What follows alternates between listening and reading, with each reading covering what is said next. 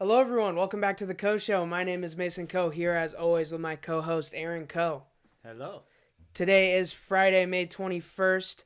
We got the NBA playoff picture almost 100% set, and we're in the full swing of the baseball season. But before we get into that, make sure you follow us on Twitter at Mason Charles Coe, at Aaron Coe 29, and then all the YouTube stuff. Like, comment, subscribe, turn on the notifications, whatever else they tell you can do, go ahead and do it. Frickin' do it. All right, yeah. Let's just jump right into it, though.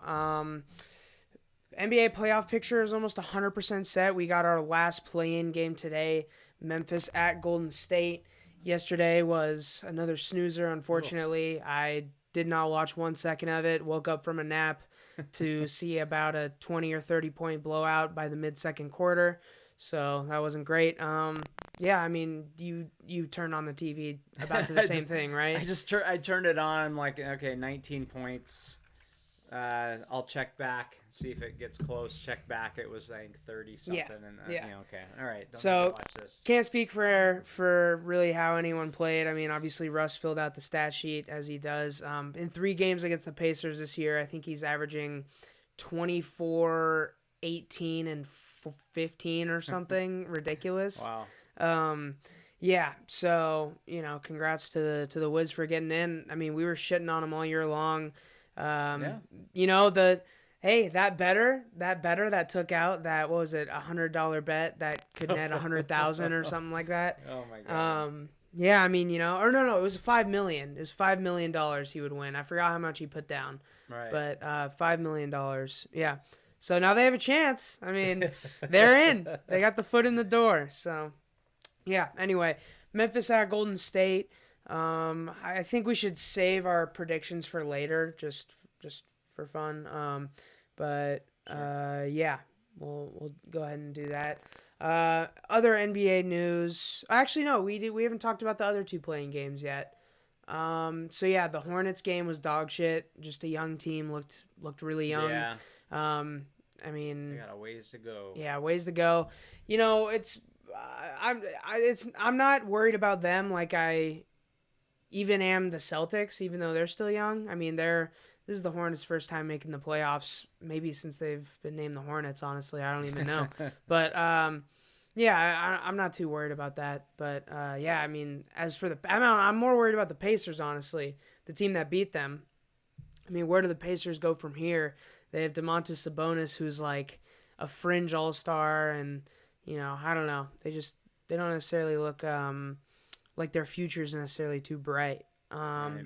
But yeah, the other playing game, one of the best, I would say the best game of the NBA season. I think a lot of people, that's a somewhat consensus on Twitter that this playing game was the best of the season.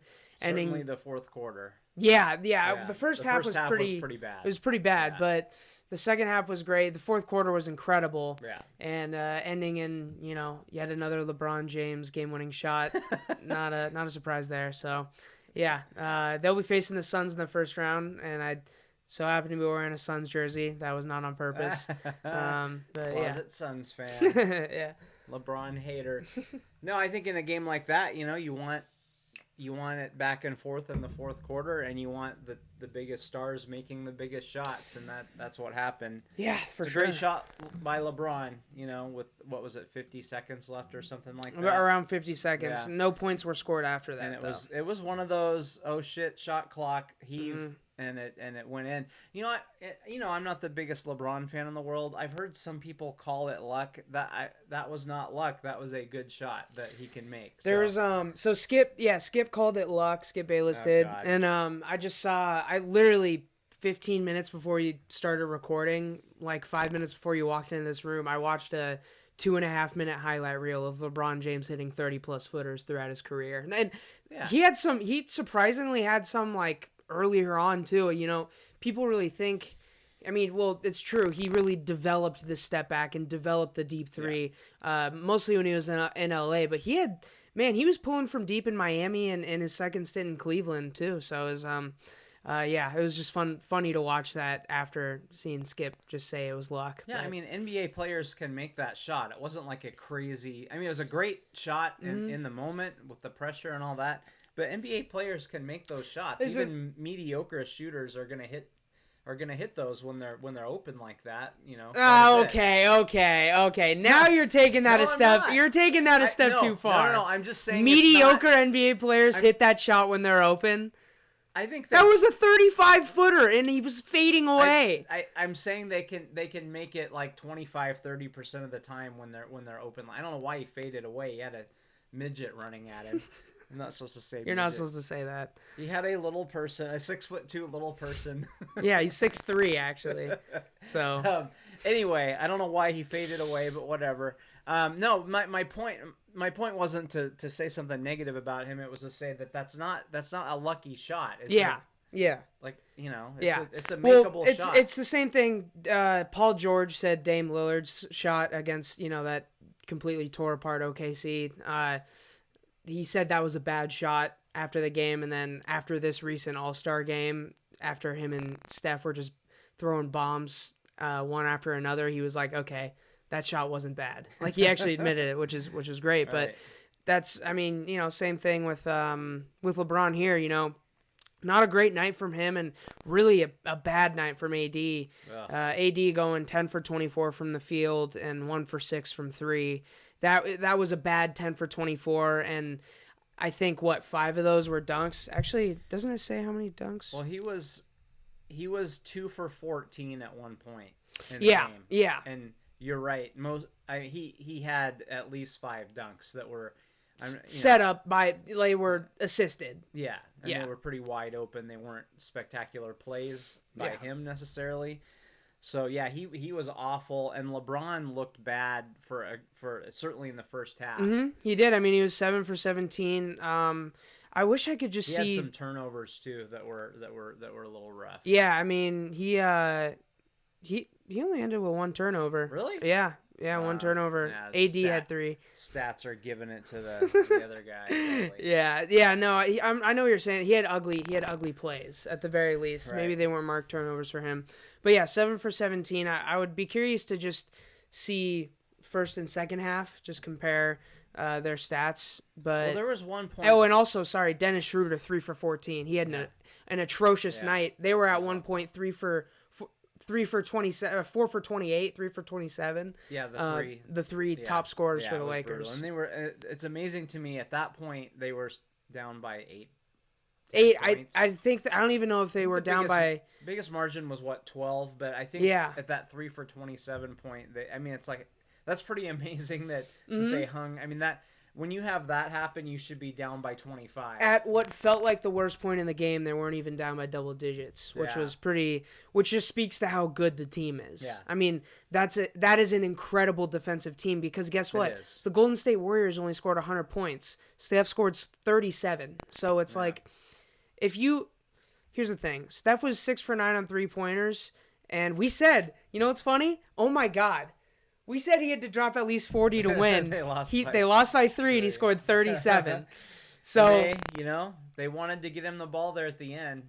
I would have loved to have seen 5 seconds to go instead of 2.1. Just give him a dribble or two. Yeah, 2.1 seconds. There's not, especially at smaller guard. There's not a whole hell of a lot you can do. Yeah, it's tough. You gotta get either lucky to get open or just hit kind of a crazy shot. The one I think of is Dame Lillard, Dame Lillard and Derrick Rose pretty much had identical ones coming up around a screen up over the top. That's pretty much how you see it happen, which was what they tried to do with Steph, but he was just covered and they who was on him? Was it AD? AD was just popping slapped the out ball on him quite a bit. Yeah, they had AD coming out. Steph was getting doubled before midcourt. Possession before that. Yeah. How often do you see someone get double teamed before they get to midcourt? Steph Curry. It wasn't. I'm not talking about a trap. I'm talking. You see guys get trapped. Straight double. This was a double team. Straight double. You are not taking this fucking shot. Period. Mm-hmm. That's Steph Curry and Dame Lillard. Those are really the only two that have earned that. And I would respect. do that. Why would you not do that against Steph Curry? Definitely Who else is you're doing make the shots right now. Yeah, for sure. I'm not bagging on that at all. Yeah. And it's funny. Andrew Wiggins is just the most he dropped 21, and he's averaging 18 for his career. And it still boggles my mind. He's just the most. He's the Andre Drummond of scorers. Andre Drummond will average 20 rebounds a game and not really impact the game. Same thing with Andrew Wiggins. It's kind of a lot of garbage man points. Yeah. There were not a lot of him creating or hitting big shots. It was just, right place, right time. Yeah. And somebody has to score for Golden State. You're going to score... In today's NBA, you're gonna score 100 points. They only played 8 guys. He played 39 minutes. Yeah. So someone has to put the ball in the bucket at some point. So yeah. And by the way, speaking of, Steph Curry played 41 minutes. You were saying just put him in all 48. What do you got to lose? What I will say is there is a very, very marginal difference between facing the Jazz and the Suns. In fact, I would hear the argument that I would rather face the Jazz than the Suns in the first round. Right. I'm not sure if I would make that argument, but I think they just fully expect they're going to beat the Grizzlies, and I think the idea that you hurt Steph in this game is just like too scary. I don't know. But now he's going to have to play another 40 minutes. That's a good point. Yeah, that's a good point. It's just one less day I don't rest. know that I would have played him 48, but I might have played him 46. Yeah. Find some strategic times to get him out. But when he came out, it was noticeable. Yeah, the Lakers would go on a little run. It was noticeable. Yeah. I mean, maybe if he plays 45, even that's the difference. 4 more minutes, he definitely gets one more shot up. You know what I mean? Yeah. So and I was questioning. They were talking about LeBron in the broadcast. Oh, they're trying to hold him to 30 minutes, and I don't. How many? Do you see how many minutes he actually? He went above. I think he played quite a bit. He hit 30, and then I was gonna say he hit 30, and then came back with about 5 left. He had 35 minutes. Yeah.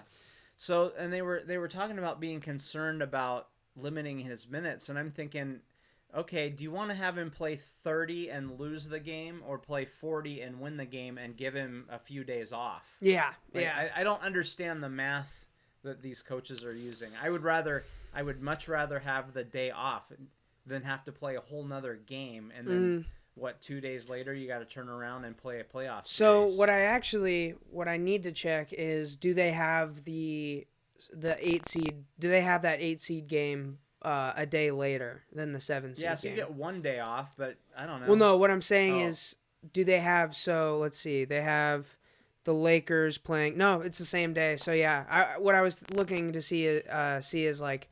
So say the Warriors. Yeah, no, they both play on Sunday though.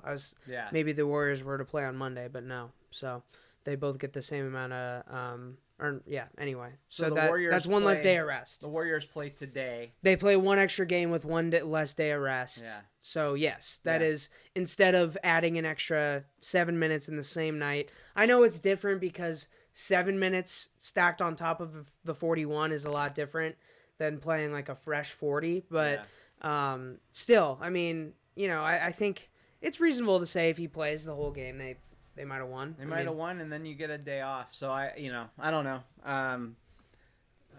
Ultimately, I think doesn't matter. I think they should let especially the star guys, they should let them have a little bit of say in that. Like, I don't know, especially a guy like Steph or Bron. I feel like they have a good feel for their bodies. All right. Yeah, I know. So Marv Albert's going to retire after the season, after the conference finals, actually. Talk about him a little. Well, I think, first of all, he is NBA basketball. He's been NBA basketball for my life and for your life. He definitely sounds old in its time. You can hear him breathing into the mic. He just sounds like a little old man. He sounds old. You can hear him breathing into the mic, and he's making mistakes. Yeah, it's unfortunate. But I don't want to focus too much on that. Yeah. I mean, who is more synonymous with a sport than as a play-by-play guy? I'm not talking about color guys. They're a little different. Who is more synonymous with a sport than Marv Albert? I can't answer that.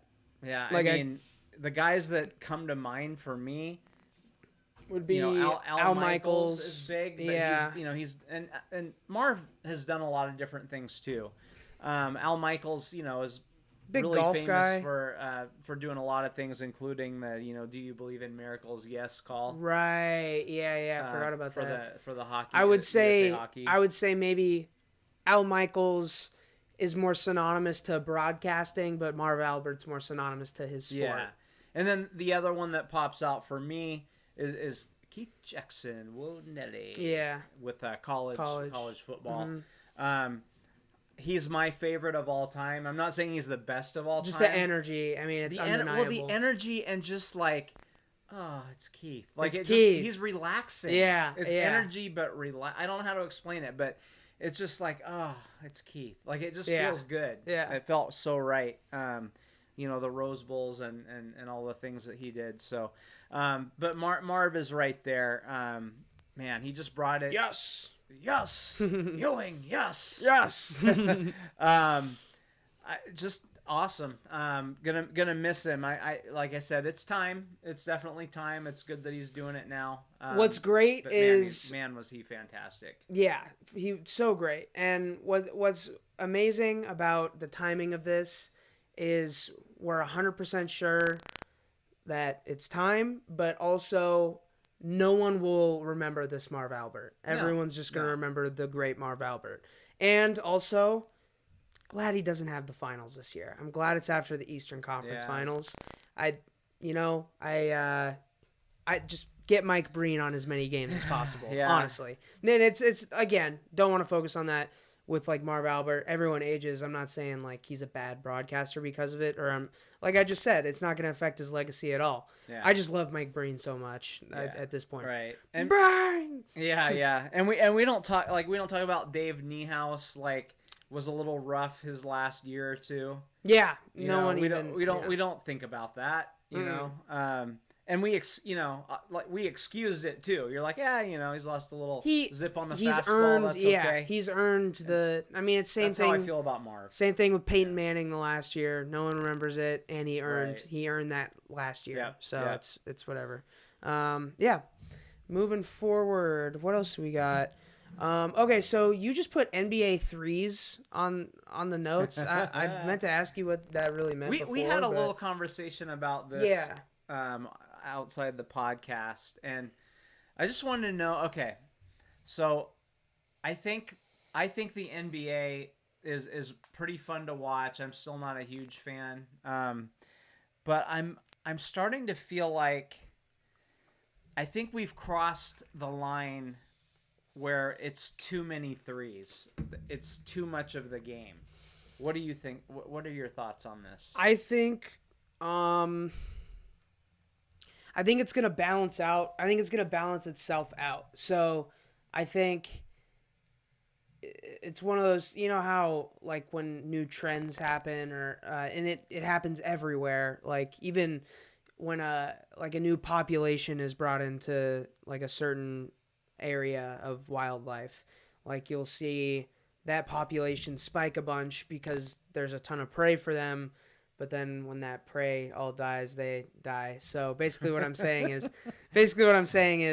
NBA threes, I think it's going to balance itself out. People are going to, when everyone I think it's going to get worse before it gets better. So when everyone is shooting threes all the time, that's what I mean. The rise of the big man is going to happen again. Like there's going to be a dominant big man that you can't stop because everyone on your team is 6'5". Right. Like I think that might have to happen. And I think for me, it will become a little bit too much as well.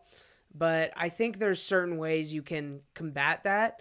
I think, for one, widening the court and widening the three-point line a little, I think would be good. Okay.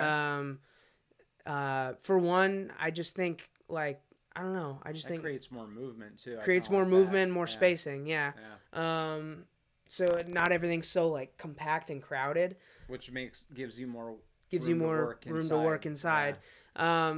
And also I think removing the whole like shooting with the purpose of drawing a foul. Oh God, that's hate that so that's much. Like shooting with the purpose of drawing a foul. If you can eliminate that from the game, I think you eliminate the like pump fakes and then like the into the three. You just I think that just makes the game flow a lot better, and it makes it less noticeable when people are hucking less ridiculous ass threes. If it's a lot of good threes that are being taken, it's not as noticeable. But once you throw a couple really bad ones in there, that's when you start to be like, okay, come on. Yeah, it just feels like, there's a lot of great shooters out there, and then, the term 3-and-D didn't used to exist. Yeah. But now you have guys that just basically go out there and stand in the corner and, pop threes. This isn't 3-and-D, but Duncan Robinson is like, he would not have existed even 10 years ago. No. So I don't know. I think you're right though. It's gonna. I think it's already crossed the line. Like I think a couple of years ago that it was fun to watch. So some people would argue that they want to see the big man more, but I feel like it's gone a little too far, and I wonder if they're gonna have to do something. Here's the thing. I think the I know you can't do much about it, but the 3-point shot is worth too much.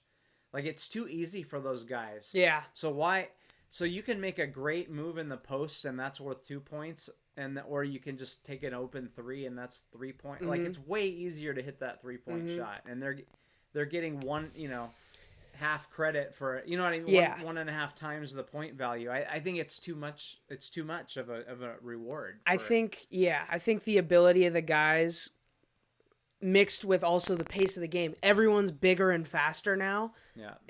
Like they could use a bigger court. Like literally. Yeah. Like it's everything's bigger and moving faster.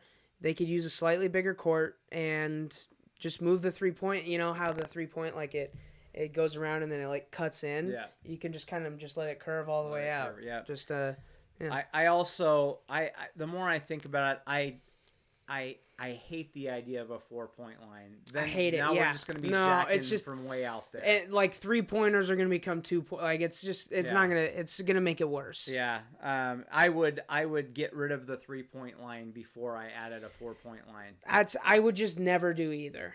I don't think I would do it either. There's part of me that would like it because I think guys would still shoot from outside anyway. Mm-hmm, yeah. But man, I wish I could make it 2.5 points or something. You know? Yeah, I know. It's like really they just need to restructure the point system and make it 4 and 3. Yeah. That's what 4 and 3. That's a better ratio. That's what needs to happen ultimately. But I mean that just can't that would fuck stats up forever. Yeah. You would just have to do pre and post. Stats. Yeah, weighted stats, pre and post. It would have to Yeah. So I don't know. I mean, I think the game is still doing well, and here's my concern. I would hate to see a baseball like thing where the changes, the athletes making changes and the analytics involved are to the detriment of the sport. I'm not saying it's not going to be like baseball. I'm not taking it that far, but like baseball is killing itself. It is with analytics. Yeah, and they're doing it. Yeah, they're right. But it makes it unwatchable. Mm-hmm. So I don't want to see that. I don't want to see guys just jacking from 40 and that's the whole game. Yeah. I don't think I want to mix. You're fixing the problem with the problem if you add a 4-point line. Yeah, exactly. So yeah. All right. This overtime league is interesting. It's just another option for recruits. 2 Florida brothers ranked in the top 15 high school juniors in the country. Matt and Ryan Bewley are signing 2-year deals with Overtime Elite. And I believe they're going to be 19 by the time they graduate, so they could reclassify or whatever. They're supposed to graduate in 2023, but they turn 18 in like next year or something. Okay. I don't really know. So it makes kind of this whole situation even weirder where they could reclassify. But yeah, so this is a thing where it's like we'll see. This Overtime League,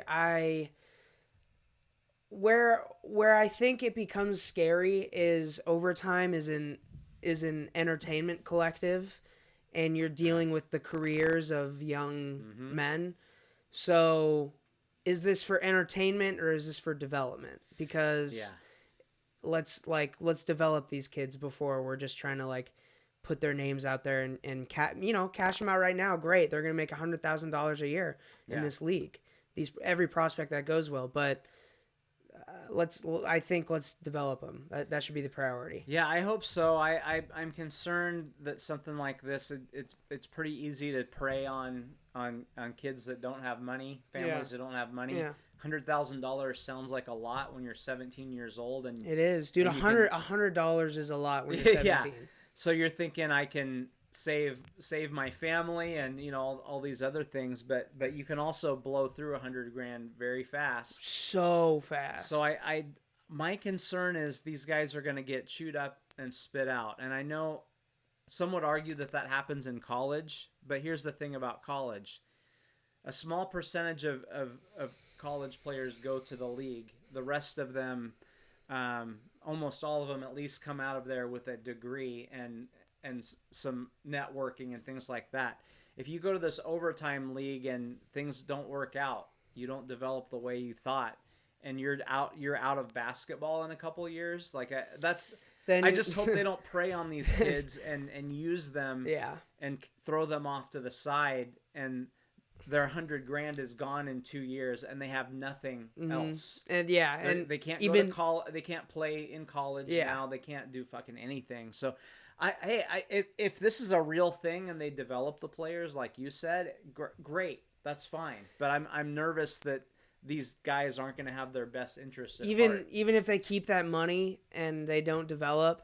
And they handle that money well, they're gonna have to use all of it for their education if they don't. Exactly. Yeah. So if they don't pan out, so this is, I guess, kind of a bet on yourself type move, which we know when guys bet on themselves, I'm not gonna just like root against them. I think it's cool if you're willing to do that. It might be stupid, but it works out for some people. So we'll see. I mean, I'll definitely have my eyes on Matt and Ryan Bewley, in the future few years. I mean, who knows? I think once they ink this deal, I mean, they're done, right?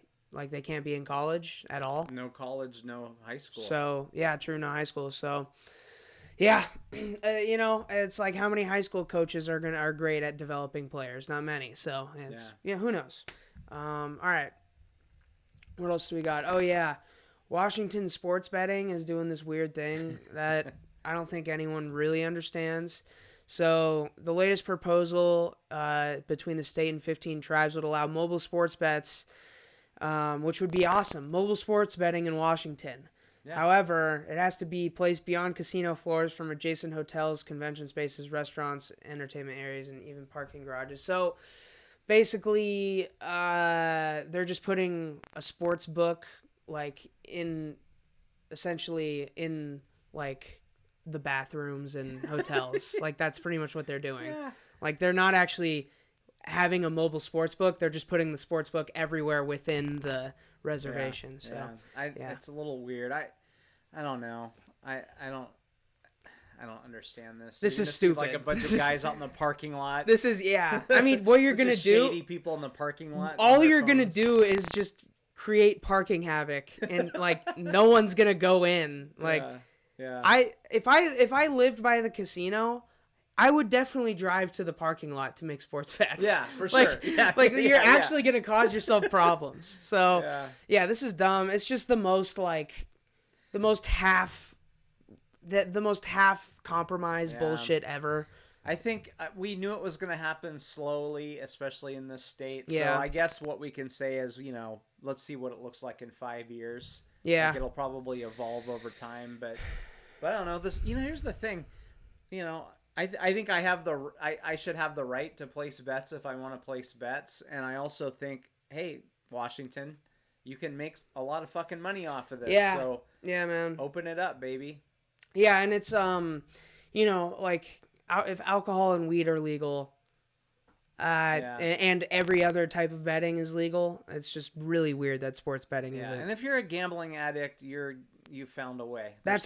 There are ways to be a gambling addict no matter what. Yeah. So, yeah. I don't think this is gonna solve that issue either. So I don't know. We'll see what happens. All right. The least cared about injury to a best player in a sport. I worded that horribly, but Mike Trout is Who? on the Mike Trout's on the 10-day injured list, but the estimated return to play is 6 to 8 weeks for a calf strain. That's more than a strain. Seems like more than a strain, but yeah, like I said, do you think this is the least talked about, least cared about injury to the best player of any league? You know what I mean? Like of any given league. So like if Tom Brady, I guess Tom Brady's not the best anymore. Patrick Mahomes were to get injured. LeBron, we heard about LeBron and Giannis, and we've heard, whenever those guys go out, we hear about it. KD. So yeah, literally no one is talking about Mike Trout being out. Yeah. And yeah, but I guess that's just where baseball's at. That's baseball, part of it. the Angels, his dry ass personality.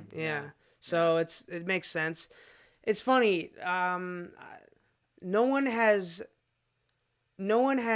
ever been this good at a sport while avoiding the spotlight so successfully. Yeah. Genuinely, I think Mike Trout could walk around most cities and like go to the grocery store and like be fine. Yeah. I think he could. Probably. Like he would get picture. He'd be like, "Hey, can I get a picture?" Like some, baseball fans would see his neck and just be like, "Holy shit, that's Mike Trout." Yeah. But I think there's a lot of places that he could walk around and be fine, which is insane considering he's the best player. Best player, yeah. And yeah, that ain't just a strain. No, that's a tear. That's a tear. Partial tear. There's a fine line between a strain and a tear. It's weird. A strain is actually is tearing of the tissue. So, okay, what's weird to me, what is the strategy behind putting him on the 10-day IL, saying it's a calf strain, but then also just coming out and immediately saying it's 6 to 8 weeks? The only thing I can think is, they just want him to be, seen as a steel thread or like they don't want to admit that he's going to be hobbled when the rest of the season. Fair enough. Yeah. But I've had a partial calf tear and it was 6 to 8 weeks. So yeah. Yeah. You're not Mike Trout. No. But also that you would think you would be able to recover faster. He should be able to heal faster. Yeah. I was a fat fuck trying to play basketball. And you don't have Major League Baseball trainers. And I was probably about his age when I did it. But yeah, it hurts like hell. You can't. Yeah. You can't move or run really at all when that happens. But yeah, I don't know, man. It's worse than a strain. Yeah, for sure. But this is the last time any of you will ever hear about it because it's Mike Trout. Because it's Mike Trout. Yeah, no, you'll hear about it again when he comes back in 6 to 8 weeks. Yes. That's when you hear about it again. Yeah, a little. You'll be like, oh, he's back. Mike Trout hit a home run today. Oh, I guess he's playing again. Back. Okay. Yeah. He's back. Yeah. All right. Cool. All right. All right. Another no-hitter, Spencer Turnbull. Congratulations, Mariners. There's probably another no-hitter right now. Yeah, no, there's been a few. There's been actually, I think, 2 since our last podcast. So, but yeah, Mariners got no hit again. Fucking whatever, dude. Damn it. 2 in 2 weeks. 2 in 2 weeks. It's just not surprising, unfortunately. So yeah. Oh yeah. By the way, this is the segment. Do the M's suck or not? That's the favorite segment. Yes. They suck. They suck. They always have and always will. We started this segment a month ago when we weren't quite sure if they really we were. They had a good record. They had a good record. Yeah. We were like, okay, they suck, but do they suck? Yeah. So yeah, no, they suck. Definitely suck. Yeah. Okay, so what about Mitch Haniger? Does he suck? So what would you do with him? He's not. People think of him as young. He's not young, I believe. He's 30. I swear he's 30. I think he's close. Be 31 pretty soon. Yeah. I'd have to look that up. Yeah, I mean, here's the thing. Do you do? I trade him it's impossible to know what offers we're getting. See, he'll be 31 in December. Yeah, it's impossible to know what kind of offers we'd be able to get for him. Right. But I mean, there's no chance he fits the picture of, and all of our good prospects are outfielders. So yeah, all of our good prospects are outfielders, and he does not fit the timetable with any of them. And we keep moving the target date of playoff team back. Exactly. Yeah. So, which by the time we hit it, if not we ever surprising. hit it, yeah. 1, not surprising. 2, still concerning. Yeah. 3, it's just I mean, I think there's a 5% chance that the Mariners are a solid playoff team by the time Mitch Haniger is still playing baseball. So, like, that's depressing. It's depressing, but I think it's true. Yeah. So, and by solid playoff team, I mean, like, around the contender kind of area. Yeah. Not barely making the playoffs. Right. Yeah. So, he doesn't fit the timetable. Get any prospect that maybe will fit the timetable. And sure, let's fucking take a shot. Because baseball prospects are a shit show. So yeah, I'm conflicted on this one. I think you're right. A lot of outfield prospects. You hope Trammell develops. You got J-Rod coming up. They've been tearing it up. Yeah, he's in Single A though, and he is in Single A. We've seen there's a long way to go still. Yeah. But he looks very promising. I will say this. Okay, if he stays healthy and he's still healthy at the deadline, you should probably trade him because he always gets hurt. Mm-hmm. Some of them are a little fluky, like hitting yourself in the nuts is not something that happens every day. Unlucky. Yeah. Unlucky. Yeah. But I will say this though. You've got to have a couple of veterans on this team. That's a good point. Does Mitch Haniger offer veteran type leadership? Never been to the playoffs, so probably not. And like how is he as a locker room guy? I mean, don't know. Didn't he miss? Was he ever even in the locker room last year? No, not really. So he was at home icing balls the whole time. Yeah, so. let's trade him for a veteran leader then instead of a prospect. Yeah, or just maybe this off season. It's like saying Tim Tebow's going to offer veteran leadership. Like, is he? Yeah, well, not really. At least Haniger is around. Yeah, is good player and he's been around. Yeah. So I'm not saying that's why you keep him, but you can't just have a bunch of 22-year-olds. You're right. You've got to have a couple of veterans who've been there. So I don't know. I would trade. I want something decent for him. I'm not just gonna get rid of him to get rid of him. He's still under club control. Yeah. Like I'm not trading him for nothing. But if at the deadline you get a good offer, sure, yeah. So and I think now is not the time to worry about veteran leadership. No, but they got to have some. Actually, well, you got to have someone. Yeah, you do have to have your arm around. You do have to have some. Yeah, that's true. Well, Seager, right? Isn't that Seager? But he'll be gone next year. He'll be gone, yeah. By the way, this is just a totally random thing that no one cares about. I'm playing MLB The Show, and I have my own guy, and you play through a season, and you develop rivalries with players, and you can't control who it is. And Kyle Seager's one of my rivals, and it sucks ass, man. No. I didn't want this. He's on the Padres. Also, Kyle Lewis got traded from the Mariners. I have no control over that either. Oh, no. Oh, my God, man. Anyway, so I think, is this the end of Do the Mariners Suck or Not segment? Do you have anything else about the Mariners? The Mariners suck. The Mariners suck, yeah. To be honest, man, it's so hard you got to really be in or out with the MLB.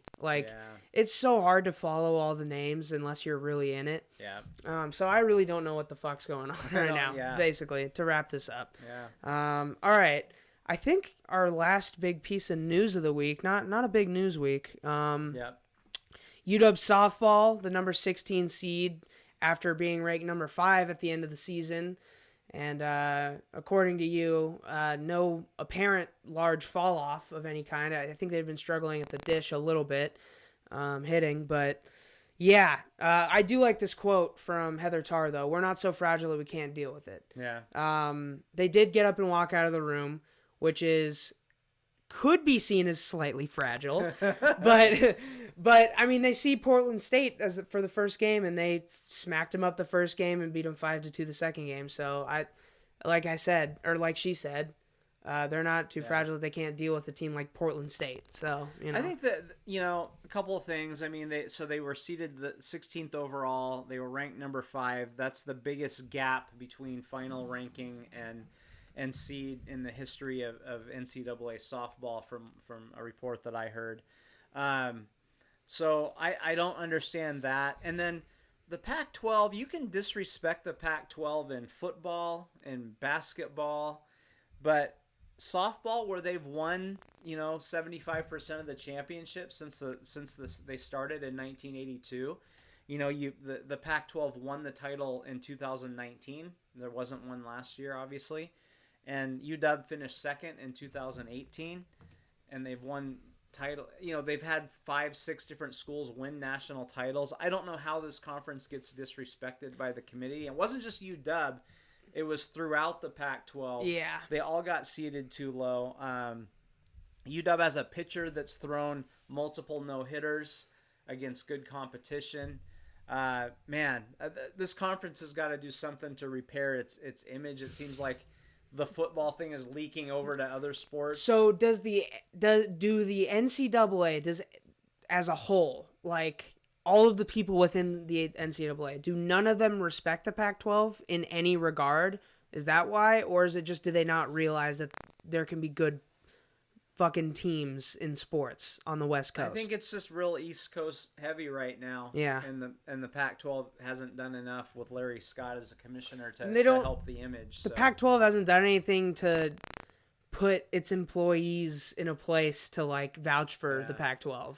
The Arizona softball coach, he's been around for a very long time and has won I don't know how many titles, 10? A shit ton, yeah. You read off all the titles. UCLA has won the most. Arizona's UCLA, won. I think, has won over half of them. Yeah. So yeah. Arizona's won, I don't know what it is, second 7 most. or something. The second whatever most. it is. Yeah. But he was blaming the conference and in particular the Pac-12 network for not providing the exposure. Yeah. Which was interesting. I've never heard a coach rip on the Pac-12 network. I like that. Yeah. I like that. Yeah, so that was, some things are going to have to change, and if you want to change this, Heather Tarr, go out and there's things, there's things to change. The World Series, or Super Regionals or whatever. I don't remember how they do it all now. Whatever. I'm going to watch. I think they're on tonight. I'm going to try to and catch some by of the that. way, softball, most underrated viewing sport. It's fun to watch. It's fun to watch. Yeah. More fun to watch than baseball. It moves a lot faster. Yeah. So, yeah. Okay. Do you got anything else as far as news or any stories you saw this week? We got to talk about LaRussa. Oh, Jesus. Okay, so this out-of-touch fuck, he, basically said he had no problem with the Twins throwing at his Rookie of the Year. Right. The kid that's carrying this fucking team. Just completely out of touch and has no business coaching these young players that really have no respect for him. It's a 3-0 count. You have a guy, a position player, coming in and throwing 45-mile-an-hour pitches over the plate, 3-0. Fucking, yeah, he's going to hit a home run. CC Sabathia said it very eloquently when he said fuck 46 times. Did you count? No, I didn't. Okay. I didn't count. I wanted to go back through and count, and I don't think your 46 is it's not too far off. 2-minute, 19-second I clip. think, yeah. It had to have been about 46. Yeah, I think if I had to guess, I'd say around 30-ish. F-bombs dropped by CC Sabathia in less than 2.5 minutes. Yeah. But I agree with what he said. If you don't want to, let's fucking put in a 10-run rule then. Yeah. Also, Jeff Passan, actually, no, it wasn't his article, but he tweeted out the article. I'll find it. It was just basically putting the unwritten rules of baseball, phrasing them in a way, in the way that I think a lot of my generation hears them, and it really makes them sound stupid. Yeah. So what do you got? In your messages. It is. Yeah. Eli Grober, writer for I think he just has his own newsletter. Eli Grober. The completely normal, totally reasonable, unwritten rules of baseball. Just go at McSweeney's.net. Just go look it up. Great article. What are some of the highlights of that? Would you say? If a team is down by, this is rule 1. If a team is down by a lot of runs, they should stop trying to win, and the other team should stop trying to score, and the fans should fall into a deep, awful sleep. That's how the game is supposed to be enjoyed. At all. I like how the one of the other ones was like, you have to, if the pitcher's throwing a no-hitter, the hitters should help the pitcher. Yeah. Also, rule 7, no smiling. That's it. Yeah. So, LaRussa, one of the great, he was great in The Karate Kid. No, I'm just kidding. That was LaRusso. La Russa, one of the great managers of all time, wherever he's been. I wondered. First of all, I hate it when people, just because someone's fucking old doesn't mean they can't relate. That's bullshit. Okay, but Tony La Russa can't. Let me finish.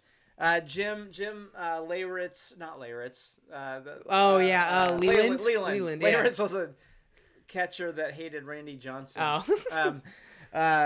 Leland, he was able to do it later in his career. I don't think this should be everybody who's old can't fucking relate or can't coach. I don't like that kind of stuff. I hope this doesn't fuck things up. I just dropped the headphone. Okay, yeah, let's just hold on. All right, we're back. So you were saying you don't want this to be old guy can't relate. Yeah, I just don't like Pete Carroll does fine with Joe the Madden players. Yeah, and I know some people think Pete's stuck in his ways, but the players like him. Love him. Yeah. If Jamal Adams is can relate to Pete Carroll, I think anybody can. So I hate it when people do that. Just like you hate it when somebody older says, "Oh, you're young and stupid, and you don't know what you're doing." Yeah. The whales love the San whales. Diego Zoo. Yeah. The SeaWorld's great. SeaWorld. SeaWorld's great for the whales. Yeah, it's great for them. Yeah. I don't think no assumption should be fucking made about any group of people. You're right. Am I right? You're right. Jesus Christ. Tony La Russa, though. Okay, Tony La Russa. I hoped, maybe he would change a little bit, adapt a little bit, but he clearly has not. He has aged like milk. Yeah. Since he retired from coaching. And I hate to see it, and so it appears that he can't make that transition. He needed to make a couple changes in the way he did things to come back at this stage, and he's not able to do it. So, I don't know. We'll see what happens, but I'm on the fence about some of the unwritten rules. Like, I don't think you need to fucking grab your crotch every time you do a marginally good thing in a game. Yeah. I agree. If it's a great moment. What I will say, I don't think celebration has gotten out of control yet. I don't think it's gotten out of control yet. Yeah, I'm worried that we're gonna get there. That's because of people like fucking Tony La Russa, because they're gonna push back. That's why. Because people want to push back against this. Right. Yeah. They're gonna make it happen. The people like this are gonna be the reason it goes too far. Mark my words. Interesting. That's the pushback. I think I disagree with that. I think you've got to have some people checking. Hey man, okay, you hit a 2-run home run in the first fucking inning in the 32nd game of the year. Yeah. Get a grip. Mm-hmm. Save your fucking celebration for the World Series. Like, I think there needs to be some pushback. I don't want to see guys jerking off every time they do something good. Like stop. I mean, come on, do something real in a real moment.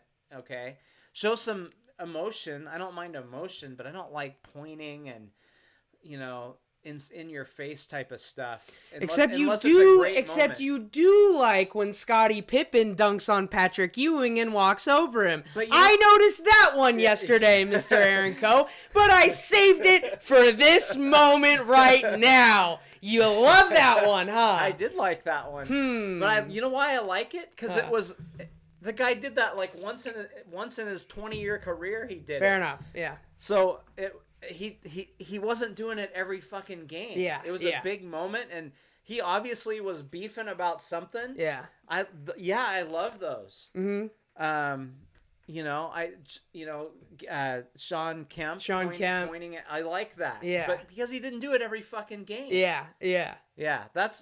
I like some of that. I like raw emotion. I don't want to see fake emotion from the same guy every game. Just to get an Instagram clip. White noise at that point. Yeah. No, I know what you're saying. Yeah. I just thought it was funny because we had that conversation. I sent that to you. I'm like, oh, fuck, I'm going to hear about this. Yeah. Okay, so you got anything else as far as news or stories you've seen? I do not. Okay, well, in that case, I believe it's time for the Howard Schultz Clown of the Week! Clown of the Week. Okay, I have a double Clown of the Week, and I realized that I needed to make it a double Clown of the Week during the show because I was just double check. I felt like we were really light on stories today, so I was just scrolling through Schefter's Twitter feed just to see if there's anything I missed. Clown of the Week, anyone who who did? Oh shoot, I don't have it on the right screen. Anyone who did this? Tim Tebow. Oh my god. The top 5 selling items today are all Tim Tebow items, or that might have been yesterday actually. Oh my god. Number 85 Jaguars Tim Tebow jerseys. Yeah, Why top would 5 items, anyone- all Tim Tebow related. Why? So I don't know. That's why that's number 1 clown of the week. By the way, that is a $120 Tim Tebow $120 jersey. for a guy who's never gonna touch a football in, No. in a real NFL game. Again. Yeah. Oh my god. Yeah, and then Wow. You are all clowns. Whoever bought that jersey, yeah. you're a fucking clown. Yeah, that one was just like a real fucking layup. Oh my god. The other clown of the week I have, the Doubters. LeBron James hitting his 97th career game-tying or go-ahead field goal in the final minute, now second most behind Kobe Bryant with 101. LeBron James, clutch, GOAT. Ah. I don't know what else to say. Yeah, by the way, I had something to say. Oh, yeah, first time in, I think, over 30 years. I could not, for the life of me, find what the first one was because I was going to have you guess. First time in 30 plus years that the 7 seed is favored over the 2 seed or the 8 seed's over the 1 seed. Wow. Lakers are favored over the Suns. I think they're like minus 350. So, Damn. yeah. Those are my clowns. The Doubters and Tim Tebow fans. No question. LeBron James is a great player. I think he's erased the early can't hit the game-winning shot thing. That was a great shot, no doubt about it. I mean, I'm not gonna get overexcited about a play-in game, but no, I mean he's a fantastic player and he's done it for a very long time. Yeah, longer than any of us would have expected. Yeah. So he's got a longevity that not a lot of players have as well. So no, it was a good shot. All right, Second best player of all time. All right, moving on. Okay, go. Okay. Oh, clown. Okay, I'm going to go with Draymond Green. Oh, interesting. Yeah. I think he did, in a close game like that, he did a couple stupid things, gets an early tech. He did a couple stupid things in that game. Oh, wow. He had 6 turnovers and was Yeah. 0 for 5 in the field. I did not Exactly. know Yeah. either of those until right now. I mean, hell, if he hits 2 shots, they win the game. Yeah, that's a good point. Yeah. 2 less turnovers, maybe. He had a horrible game. He was running his yap the whole fucking time. He was wrong almost every time he ran his mouth. And he had some bad plays down the stretch. That was a 1-possession game, and he had 12 possessions that were terrible. Yeah. So, yeah. Yeah, no, it's a good pick. Clown. All right, we burned right through I was that. gonna go. I had it in my notes. I was gonna go with AD. Oh, wow. But he turned it on just enough. Draymond out-clowned him. Yeah. All right, so let's move into our player and lock of the week. Player lock, which one? You can start. Which one do you want to do first? Suns are gonna beat the Lakers in Game 1. In Game 1, okay. Game 1. Game 1. I'm not making a prediction series. Okay. They're gonna. But win the actually, first should game. we run through first round predictions? Sure. Before we'll do our lock of the week and player of the week, and then we'll come back to finish. that. We'll Okay, finish sounds up. good. So you got Suns in Game 1. Okay. Yeah. My lock of the week is Golden State covering tonight. They are minus 4.5 at home against the Grizz. I think John Morant. I think John Morant's gonna have a standout performance tonight. I think he's gonna play really well. Yeah. But I just think Steph Curry and the boys are too good. I think they're gonna. I don't think it's gonna be quite the Wizards Pacers or Pacers Hornets game, but I think it's not gonna be, quite a nail biter. Yeah, I agree. I would expect double digits. I had that as my backup lock in case you somehow. Yeah. pick the. You weren't going to pick the Suns. Yeah, I knew no. that was, even if I thought even it. though you appear to be a big fan. I know, yeah. This is a bad day. Bad day to wear this, but yeah. All right, let's snake draft to player. All right. I actually have a feeling this could be yours, but... I don't think so. You don't think so? It's not. Okay. No. I got Jimmy Butler. Oh, Jimmy yeah. Butler, I did think about that. Yeah, he's got 2 games this week against the Bucks, both at the Bucks. So I'm not gonna say they're gonna sweep the Bucks in the first 2 games at home, But what I will say is they will take one of them for sure and expect like a 25, 15, 13 Jimmy Butler stat line. Expect one of those at least. So, yeah. All right. Who do you got for player? Anyone who pitches against the fucking Mariners. You're right. I wasn't gonna pick that. All of them. The team is hitting 190. How's a Major League Baseball team hit 199? How's this fucking happen? Below the Mendoza line. A Major League Baseball team hitting below the Mendoza line. I thought they were bad 10 years ago. They hit like 236 that year. Yeah. What in the hell? How is this a Major League Baseball team? Mariners are ass. Fucking Christ. I'm so tired of it. I can't fucking do this anymore. I've been doing this for a long time. Yeah. I'm trying to hang on, Mariners. Give me something to fucking believe in. I know. Logan Gilbert comes in, and I have. By the way, he's fucking terrible. By the way, I'm not saying he won't be good down the road, but he sucks right now. He's had a couple bad starts, and I never actually saw like an up close picture of him. Man, I just feel like he's not going to be good. just by looking at him, I feel like he's not going to be good, man. I saw it, and I'm like, no wonder he gave up 5 runs his last fucking start. God damn. The hitters are coming up, and they're like, that's the guy? He looks like a gamer, dude. Yeah, anyway. I'm going yard on that idiot. Yeah. That's the guy, really? No hating on Logan Gilbert. I hope he's great, obviously. I do, too. I sure hope so. Yeah. He has to be. Yeah, all right. Let's go into our series predictions. So, okay, the one seed. So, we got Utah. I think we both got Golden State winning tonight, right? Yeah. Utah versus Golden State. Who you got? Oh, my God. I just don't think the Warriors have enough. I like Steph a lot, and I want to pick that, but I just think they just don't have enough horses to stay with the Jazz. I think if they win, it's in 7. What do you got though? Do you got them in Utah in 7, Utah in 6? I will say I'll go in 6. Utah in 6. I think the Warriors, if they're gonna win, I think it's gonna be in 7, and they're gonna do it. Yeah, I think they're gonna beat them in 7. Okay. I think you're gonna see an 8-1 upset to relieve some of the depression from the Sonics 8-1 upset in the 90s. But I think they're gonna do it. I'm gonna call it. I'm gonna call it. You gotta have Curry hit some big shots. So late in the game, so the problem is Curry needs to be clutch, which I'm not gonna say he hasn't been clutch throughout his career, but I think he hasn't done enough to earn the clutch label. Right. Definitely. Yeah. The clutch label is a fascinating thing because most NBA stars at the end they're gonna end up taking 100. LeBron has hit 97, so tying and go ahead shots in the last minute, which is nuts. So how many has he taken? Yeah, more than 200 probably. Yeah. But we as fans pick a player, any player. Pick Steph Curry, pick Michael Jordan, LeBron James. We remember 5, 6 of them. Yeah, very few. They take hundreds of them. We remember the key moment ones.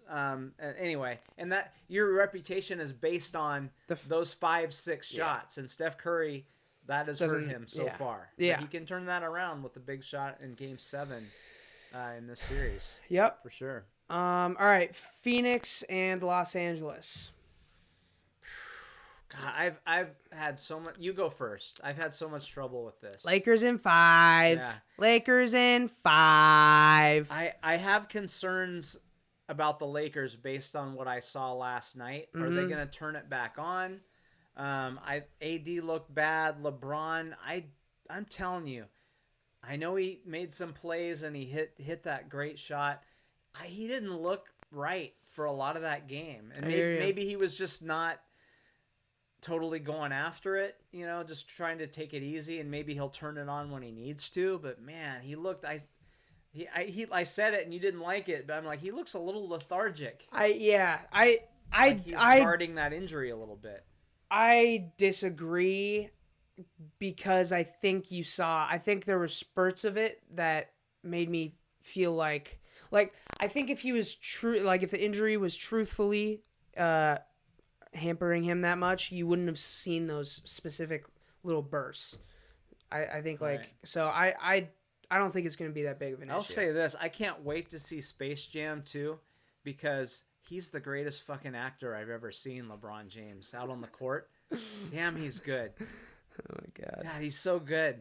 Yeah, I can't. Space Jam. That's gonna be incredible. Yeah, but definitely a better actor than MJ off the court. MJ was fucking dog shit at acting, that's for sure. Because he didn't have all season to practice. Okay. Let's see. We got Blazers and Nuggets. What I will say, a nugget of information that makes this game the series slightly more interesting.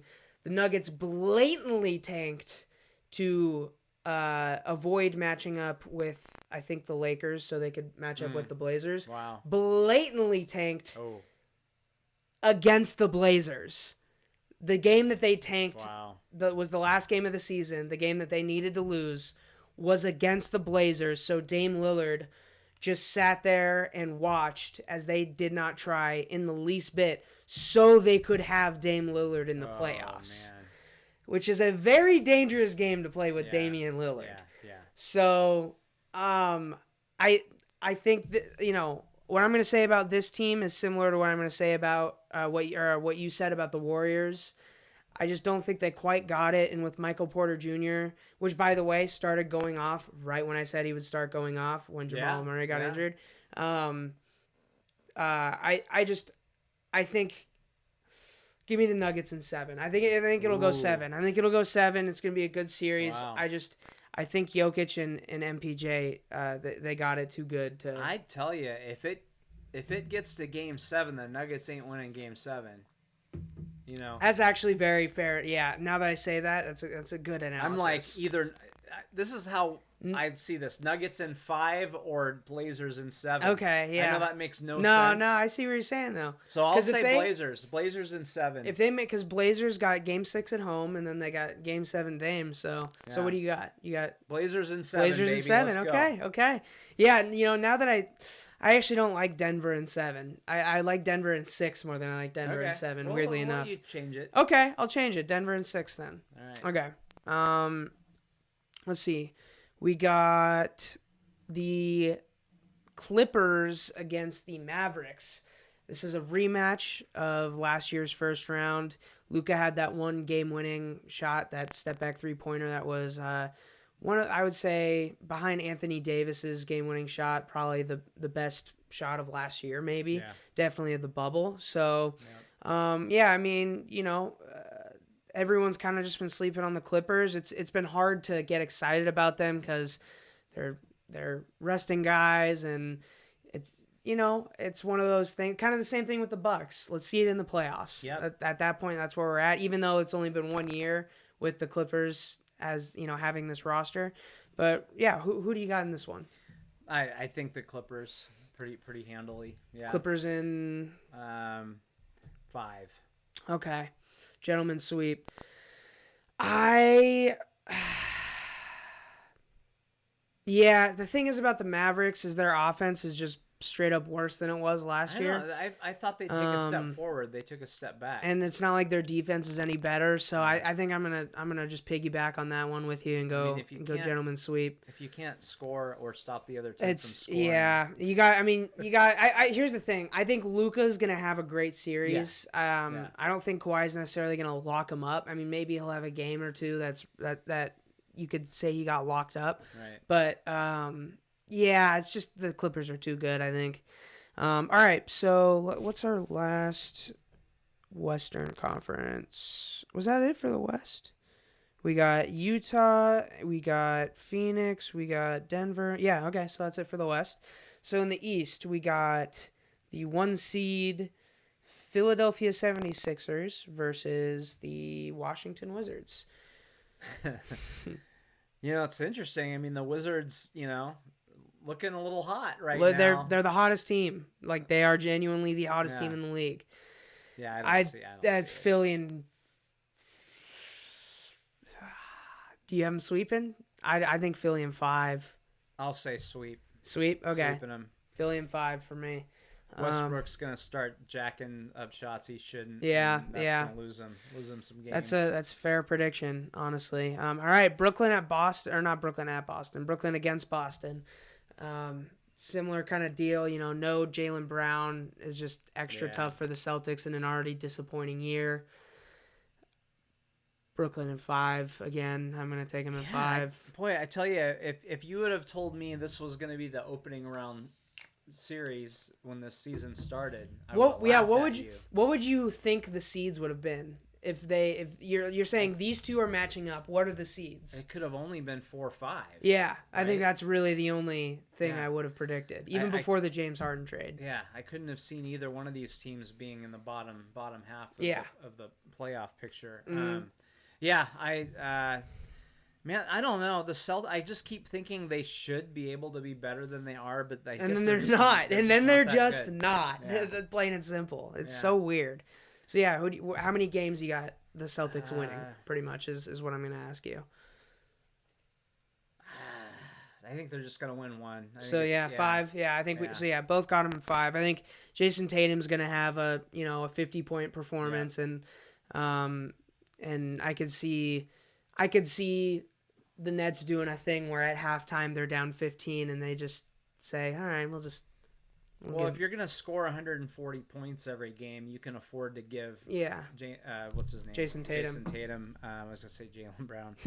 You can afford to let him have his 50 a couple times probably. Yeah. Okay. Let's see. Where are we next? We got probably the best first round series, I would say. Atlanta and New York, just two well matched up teams. The hardest series to predict, in my opinion. Who do you got though? Atlanta and New York. So you got most improved player and Julius Randle against should be the coach of the year. Just wasn't there for long enough in the year. In Nate McMillan leading his team to a very shocking 5 seed. Yeah, for sure. I think both teams are huge stunners. Yeah, I think so. Oh boy, that's a tough. I gotta go with my guy Mac 10. Period. Okay, yeah, I like that. I like that. How many games? 7. So I got this going 7-2. I think old Tibby and the Knicks defense is just the Knicks, plain and simple, have the best defense in the league. And I just don't see Trae Young and company. I think the defense, I think they're going to swarm them and suffocate them. Nothing, no shade against Nate McMillan or Trae Young or any of the Hawks guys, but I think that Knicks D is too good. And then Tom Thibodeau will piss down his leg in the next round. Both these coaches have had their struggles in the playoffs. Yeah. Okay, so I got that going 7-2. I think that's all the series. Yeah, we got Philly, New York, and we didn't talk Heat. Did we say Heat Bucks? We didn't talk Heat Bucks. No, we didn't. Okay, yeah, Heat Bucks. I think we both know who we got in the series, but it's a matter of how many games. You got the Heat, yeah. You got Jimmy Bucks. I can't go against my old man, Jimmy Buckets, yeah. Jimmy Buckets. I think I'm taking Jimmy Buckets too, and that Heat culture. How many games though? Keep in mind, starting the first 2 in Milwaukee, like I said earlier. So, do they go 2-2-1-1-1? It goes 2-2-1-1-1. Okay, so give me in 6 then. They're 6. Gonna win it. They're gonna win it in Miami. Okay. 6. Okay. Yeah, I'm agree with that. I think 6. I think they take it in Miami. I think they take 1. They're gonna steal 1 in Milwaukee. Yeah, so I'm not gonna necessarily predict whether they take the first or second in Milwaukee. They'll take 1 in Milwaukee, win game 3, lose game 4, they'll take both at home. So they'll go 1 in Milwaukee, game 3 and game 4. Lose game 5, win game 6. Yeah, that's what we both got, I think.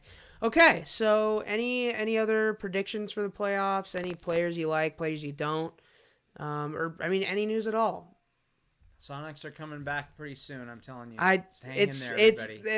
Things are bubbling. Yeah. Things are bubbling. Yeah. So there's reports all over the place. So it's gonna be a few years, but it's gonna happen. We're gonna get them back soon, and then I will really give a shit about all the things we just talked about because you know what? Fuck Howard Schultz. Fuck Howard Schultz. Okay.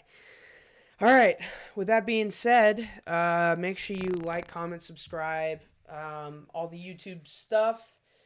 Follow us on Twitter at Mason Charles Coe, at AaronCoe29. Got an ebook, hardcover and softcover book on Amazon and Lulu.com. It's called High Points.